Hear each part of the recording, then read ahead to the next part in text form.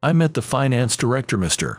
Harris, for the first time in 5 years, but he still exhibited traces of his old self. His annoying attitude was still intact. "Oh, hi. If it isn't Mr. Bob, the weakling who dumped his work on others and ran away. Why on earth are you accompanying a woman with you? Okay, I see. You still can't let go of this company, huh? Pathetic, man." I wondered why he turned into such a person.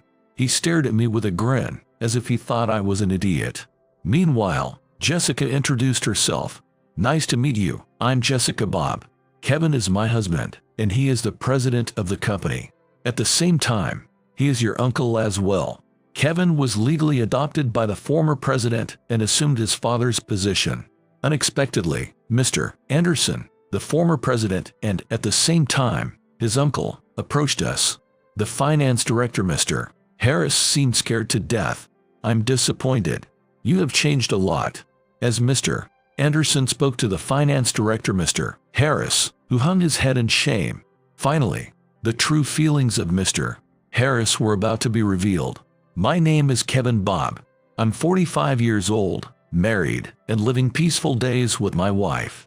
Nowadays, life seems ordinarily calm, but until 5 years ago, I had tumultuous times as a company employee. I still vividly remember my 40th birthday 5 years ago. Back then, I was a system development department manager and handled sales activities. A salesperson well-versed in systems could easily gain trust from clients, and such a person was very beneficial for the company. I initially conducted research on AI, but due to my inherent brightness and ability to connect with people easily, I also handled sales. This is how I was headhunted by the then president, Mr. Anderson, leading to my career change by the age of 40. While I was assigned to the field of developing systems and conducting AI research, I was also a trustworthy salesperson equipped with specialized knowledge. I think it was a fulfilling job. However, it's difficult to say if there was exploitation of that fulfillment. The real issue, strictly speaking, was with Mr. Harris, the finance director. Every time I declined, he would claim it's an order from the manager, stealing the credit of his subordinates or trying to cover up his own mistakes by blaming others. But no one could complain to him. That's because he was the single, heirless nephew of President Anderson and the most likely candidate for the next president at the time. If he perceives a certain behavior as insubordination, any of us could undoubtedly be subject to demotion or reassignment one day when the finance director assumes the post of president. Even though it was unfair, no one had the courage to stand up to him, and we all silently complied with his methods. Let me talk a little about that past. At 40, as the manager of the sales division in the system development department, the finance director, Mr. Harris, always picked on me. Other division managers simply agreed with whatever he said just to avoid any trouble. As a result, many employees in other divisions were working overtime, and I believe most were forced into unpaid overtime. What in my mind was, it's my mission and responsibility as a manager to safeguard and protect my team. However, other managers just dumped work on their subordinates and left them behind. I questioned him regarding this bad habit and voiced my opinion. I would like to humbly suggest that the current working conditions need to be addressed. Unrealistic deadlines for system development are being imposed, and overtime fees are not being provided, which is illegal. While I understand the desire to impress the president by demonstrating efficient and productive output, it is crucial to acknowledge that employees are neither servants nor tools for personal promotion. After I uttered those words, he was upset. His face turned bright red with anger. He shouted at me saying, "Are you out of your mind? You're telling me, the next president in line, what am I supposed to do? Fine, I have plans too," he said. The next day, the finance director, Mr. Harris, called me into his office and handed me a massive pile of documents. "Here's your quota for the week. Cross your fingers. If you fail to meet the deadline, expect to get a low evaluation score. With bonus season coming up, you wouldn't dare refuse, would you?" he said with a smirk. Although I knew the workload was impossibly heavy, I couldn't refuse and had no choice but to accept it. As soon as I checked the contents, I took action. On the weekend, the finance director called me to his office once again to check on progress. Proudly, I said, Everything is completed." However, my answer enraged him even more. "Liar. There's no way you can complete that amount in a week without using dirty tricks. Show me the reports." He snatched documents from my hands. As he flipped through the pages, his face grew more and more stern. Then, he abruptly put the documents on the table and yelled, "Enough, get out," and forcefully kicked me out. Obviously, he was expecting that I would fail to meet the quota. Grinding his teeth in frustration, he glared angrily at me. "The harassment from the finance director, Mr. Harris," continued, but I managed to comply smoothly with everything, which only escalated the confrontation between us.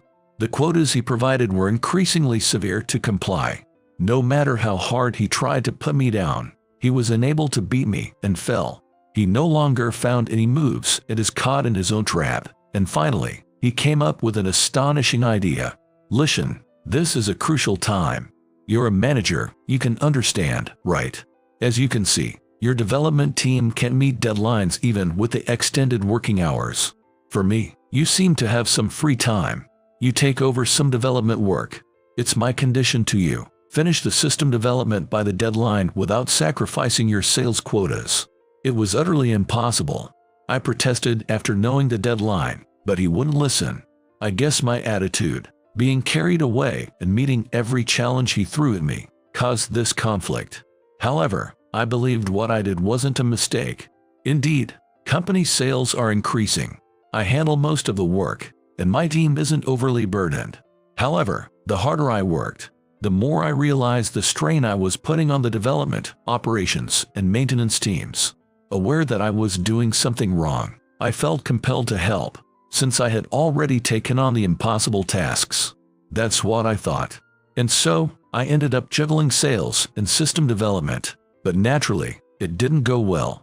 As my main job was in sales, I often had to leave the office for client meetings. Recently, due to the busy period, I couldn't return to the office for days on end. I dropped by the development department time to time, but there was little I could help with. Everyone was working until close to midnight, and I couldn't leave early out of camaraderie, unlike the other managers. So, I too was working through the night almost every day. Finally, just as he had hoped, it happened. Due to consecutive days of fatigue and lack of sleep, I was late and delayed a meeting with a client. Since this client has known me for a long time, they noticed how exhausted I have been recently and said, "Why not take a break? A 20-minute delay is fine with me, and you even called me up. Anyway, you look like something is not right. Are you getting enough sleep and rest?" Showing concern for my health. However, the finance director, Mr. Harris, who was always waiting to cash me out, didn't miss this chance. "Being late and causing inconvenience to the client, you're unfit to be a manager. You haven't been able to handle your assigned work properly lately. You're not even worth evaluating. You're fired, leave right now." I could only endure his strong accusations and blame, as I experienced a headache like never before. Even his daily nagging, which I usually wouldn't mind at all, weighed heavily on me. Perhaps it was due to my fatigue and the aftermath of being late. In the end, I ended up leaving the company. I don't remember much about how such an ending arrived, but it wouldn't be an exaggeration to say that I was essentially fired by him. What I know is that he wanted me to make mistakes, then nitpick and push me to resign. He must have been satisfied to get rid of the only insolent employee who stood up to him. I lost interest in everything and lost the motivation to work for a while. My former subordinates contacted me repeatedly, asking me to come back, saying I was a case of illegal dismissal, and they would complain to the higher-ups. But I refused. Even if I returned to the company thanks to their efforts, I would only provoke his anger. Moreover, if my subordinates file a complaint to the higher-ups, I might put their careers at stake since the company considers them as opponents. As long as my subordinates were secured, losing a job was okay for me because I was single and had no burdens, I thought.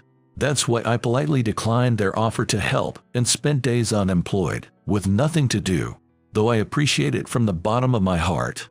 Before I knew it, 5 years had passed. I don't remember much, but I believe I was unemployed for about a year. I made some efforts to secure re-employment and relied on unemployment benefits to get by. I desperately wanted to conceal my unstable state from my family. Whenever my parents, noticing my haggard and unenergetic appearance, inquired about my well-being, I responded with forced cheerfulness, saying, "Oh, no problem, I'm doing fine." I was over 40 years old, had no serious relationship or partner, and spent too much time working. My parents must have been very worried about me, looking so haggard. That's why I decided to keep silent about my issues with Mr. Harris, the finance director. But my sister saw through everything. "Your face says it all. Something happened at work, right? You lost your job. It's impossible that you'd be this worn out for no reason," she said. I couldn't help but smile wryly and confided everything to her, asking her to keep it from our parents. Initially, my sister was furious, saying, "What kind of manager is he? You should report him to the labor board." However, I managed to calm her down and told her, "It's okay. I don't want to stir up trouble and affect my former subordinates. They have families, and I can't afford to those breadwinners unemployed." I answered weakly. My sister acknowledged my point and backed down, but her face remained stern. Then, a year after becoming unemployed, my sister introduced me to a woman, and we started a business together. Her name was Jessica, and she worked at my sister's local bar. She used to work for a large-sized corporation, but she couldn't get accustomed to the hustle and bustle of the city. Additionally, she had strained interpersonal relationships, so she decided to return to her hometown.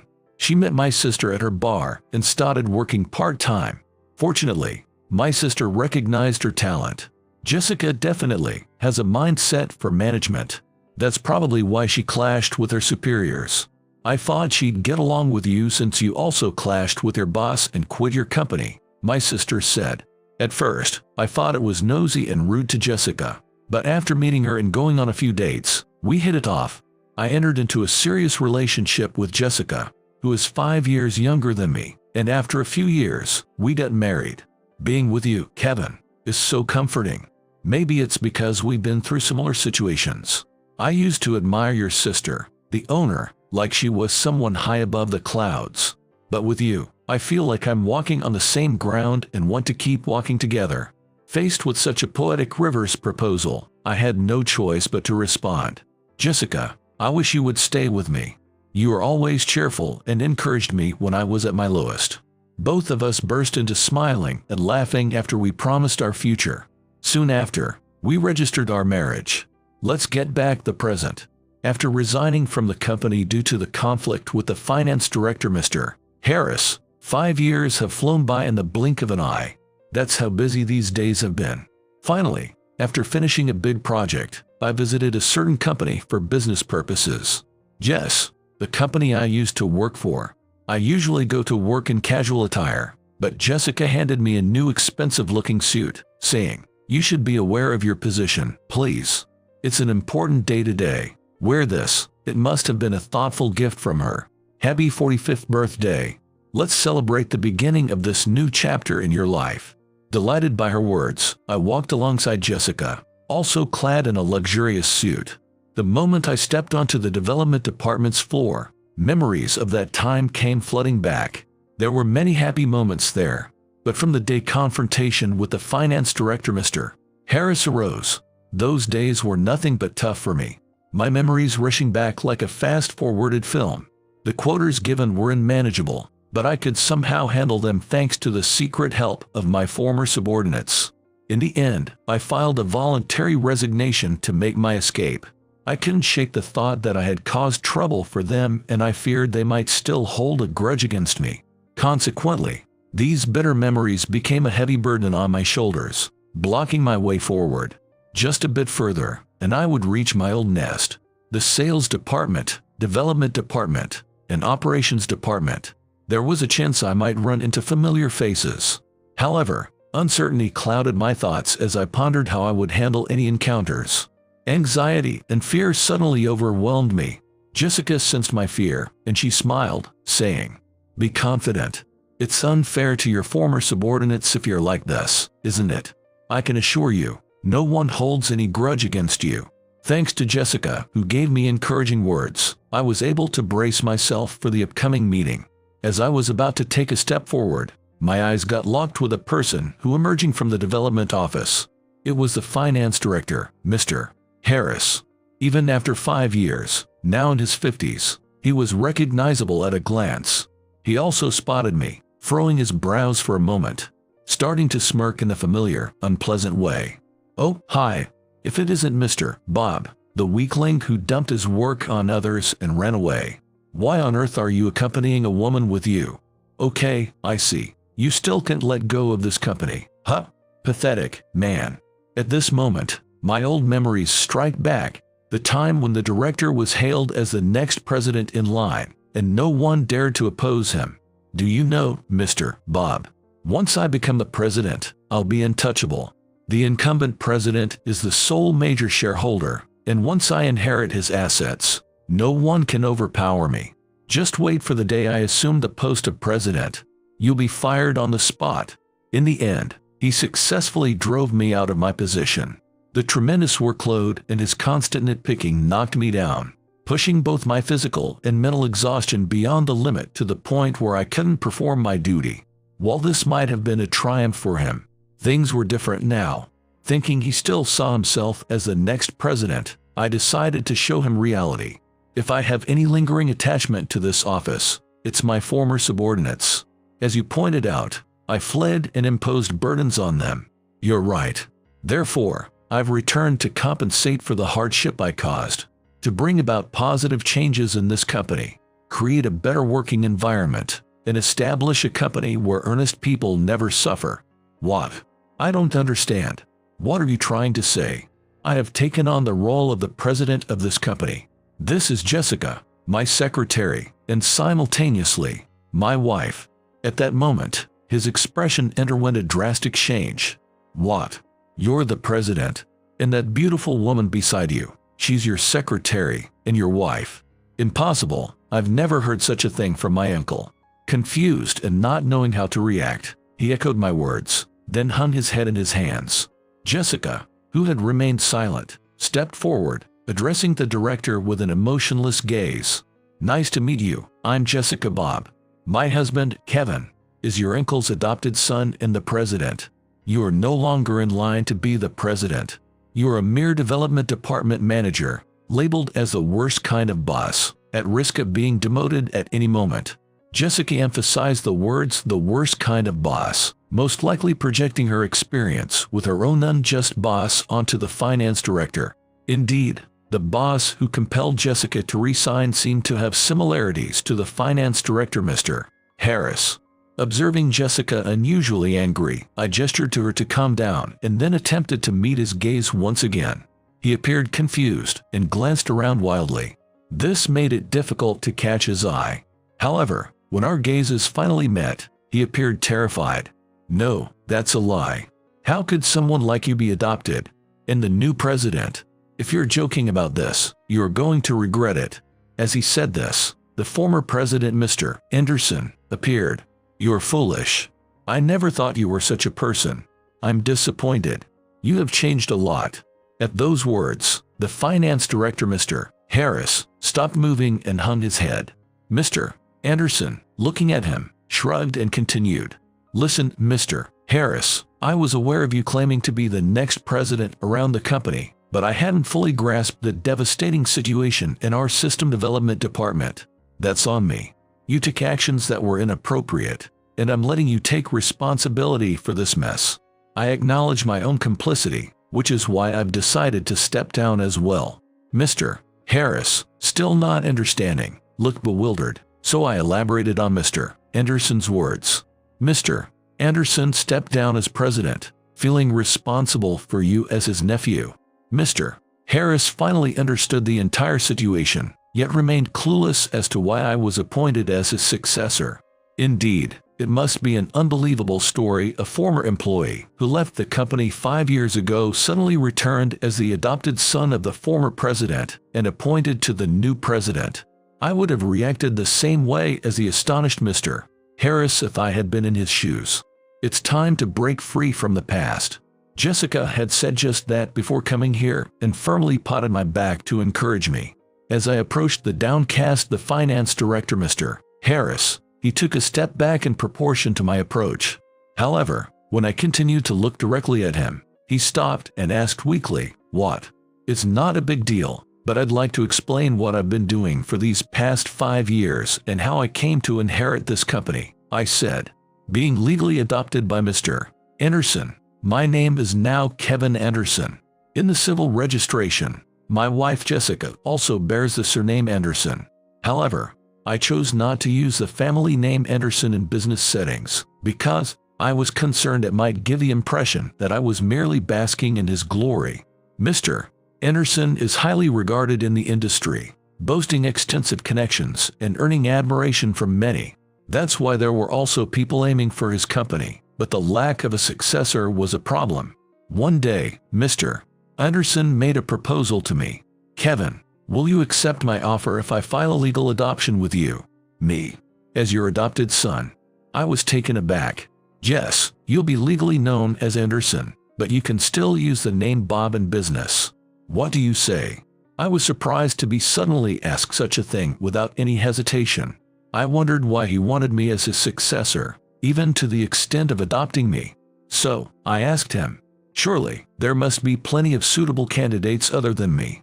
In response, Mr. Anderson gave a wry smile, then reached into his bag, pulled out a thick binder, and encouraged me to look inside. Curious, I opened it and was further surprised.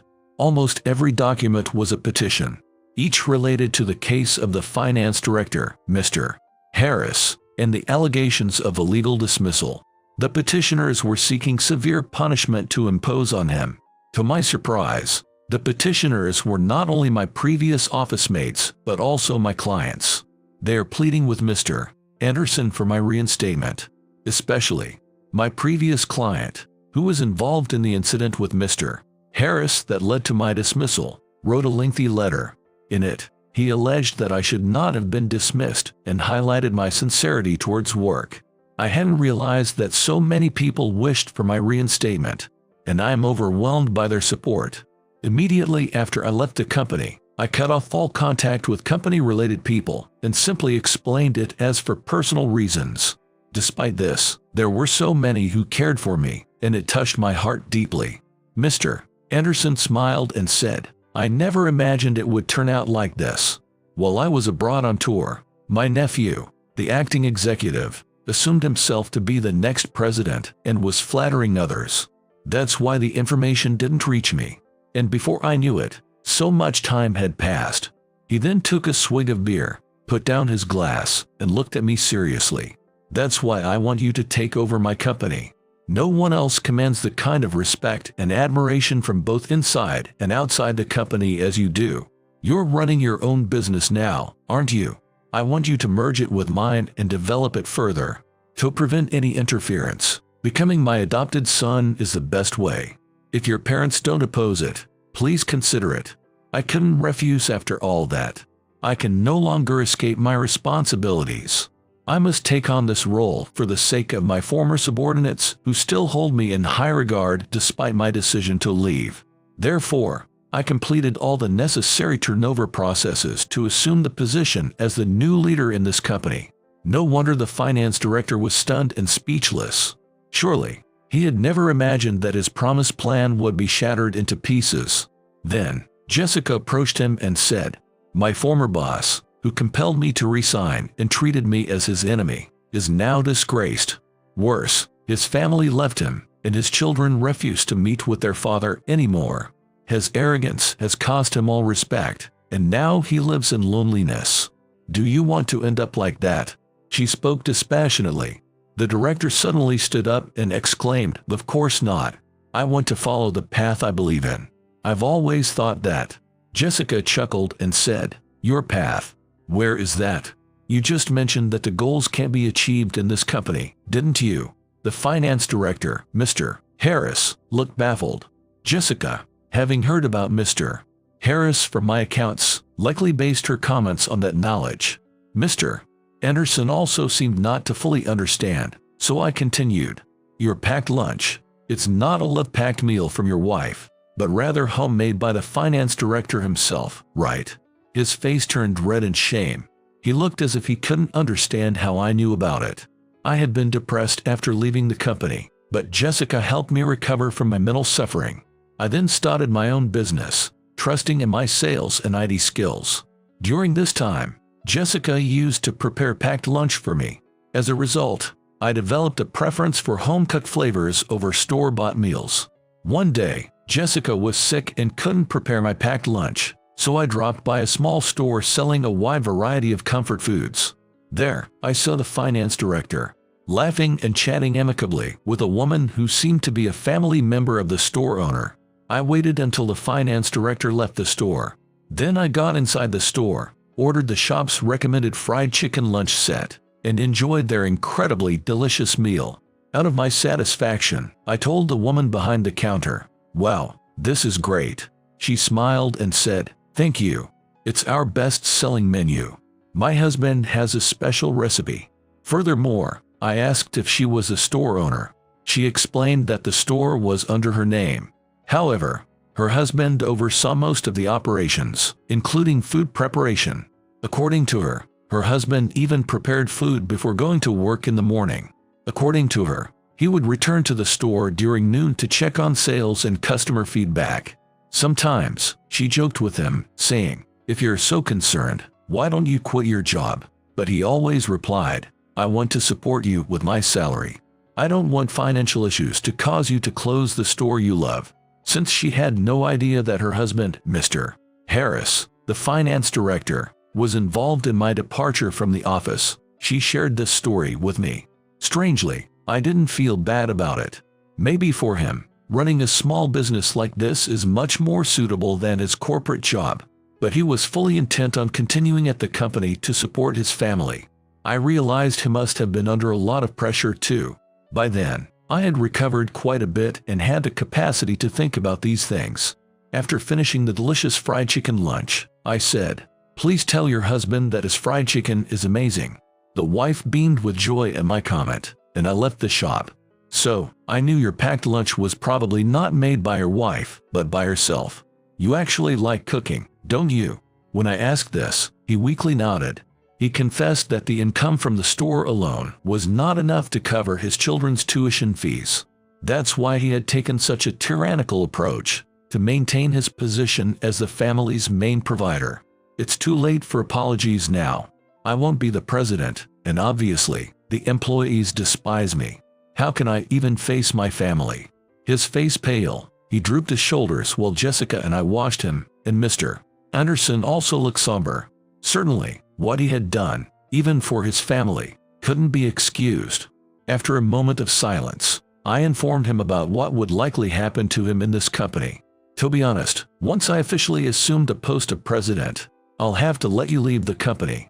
We have all these petitions, and the reports have reached me that you've not been discharging your duties lately." He didn't respond. It's ironic, considering he was the one who effectively drove me out, and now he was facing dismissal. But then, I continued, "This is just a casual talk I had with my sister. She runs a bar and has been desperately looking for someone to manage it. Her staff are mostly young part-timers. She needs someone with extensive managerial and culinary knowledge. The salary and allowances are decent, and is not as demanding as other restaurants." "Right, Jessica. Yes, I can say this from my own experience. You cannot find a restaurant that values its employees as much as her place does," Jessica added. With those words of assurance, he reacted, opening and closing his mouth as if he wanted to say something. After a while, he asked what kind of establishment my sister's bar was, so I handed him her business card. He examined it closely. In his eyes, there was no longer any hint of dullness, anxiety, or resentment. "I will leave this company for my own sake. Of course, I intend to properly atone for what I've done." After saying that, he walked away. Later, I heard he submitted his resignation. Almost simultaneously, my sister told me, "I found a good manager candidate. His is well equipped with culinary skills, and he lives nearby from the bar." Jessica and I shared a smile at this news. Once the company officially announced the turnover of its president, my former subordinates flocked to my office. They all seemed confused and asked for an explanation, so I told them about the petitions. "Thanks to all of you who reached out to Mr. Anderson. Despite the risk, I'm here. I ran away once, but I won't show you a pathetic back again. I promise to bring about positive changes for the company. I promise." They all nodded strongly, tears in their eyes. Some even laughed and said that the finance director left us because I came back as president and joked, "Good riddance." The finance director, Mr. Harris, had apologized to each employee he had troubled just before he left the office. None of them knew the burden he had been carrying, and I chose not to explain. It was his wish. I've done the worst to all of you, so there's no need for you to understand my feelings. Instead, I want you to strive forward, using me as a stepping stone. I don't deserve any sympathy," he had said before leaving the company. Currently, he is dedicatedly working at my sister's bar. He is allegedly creating new menus and expanding the variety of dishes. Though it's his first time managing F&B, and he's struggling, he's learning quickly, according to my sister's praise. He told his wife the truth, and she forgave him with conditions, requiring him to remorse his own conduct and make amends. She even apologized him for being a burden to him. "He has a good wife," I said. Even though he was terrible at the company, he was actually a man working hard for his family, Jessica added. Finally understanding each other's feelings, the finance director, Mr. Harris, started walking a path he believed in, for his family and himself. "Every day is hectic for me, but comforthood always awaits me at home." Jessica, busy as a secretary, insists on cooking as it's something she can't compromise on. We have a housekeeper for other tasks, but I'm fortunate to have enjoyed Jessica's cooking since we were dating. Then one day, we ordered food delivery service. Mr. Harris was there at the doorstep. "I cooked your favorite fried chicken. Here's a bonus of 5 pieces. Maybe his wife told him how I praised his fried chicken that day. I couldn't help but laugh. The finance director, Mr. Harris, was smiling as brightly as me. I learned that when a person finally reaches what they truly want to do, they can smile from the heart.